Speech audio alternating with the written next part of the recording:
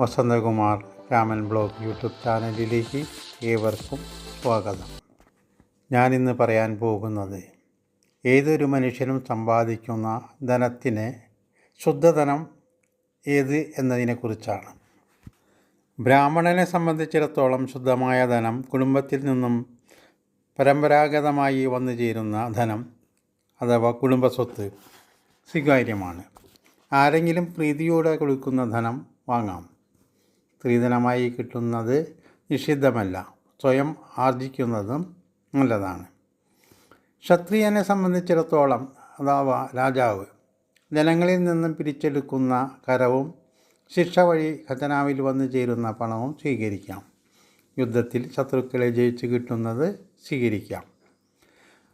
വൈശ്യനെ സംബന്ധിച്ചിടത്തോളം കൃഷി, ഗോരക്ഷ, വാണിജ്യം എന്നിവയിൽ കൂടി വന്നു ചേരുന്ന ധനം സ്വായത്തമാക്കാം.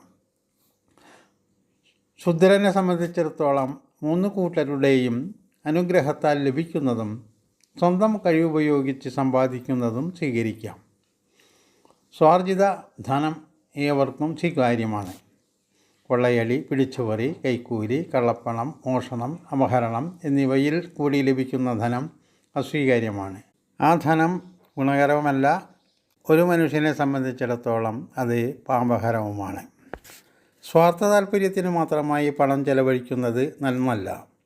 മറ്റുള്ളവർക്ക് കൂടി പ്രയോജനപ്രദമാകത്തക്ക വിധത്തിൽ പരോപകാരപ്രദമായും ലോപോപകാരപ്രദമായും ധനം ചെലവഴിക്കുന്നത് പുണ്യമാണ്. അത് ഈശ്വരപ്രീതിക്കും മോക്ഷത്തിനും കാരണമായി തീരുന്നതാണ്.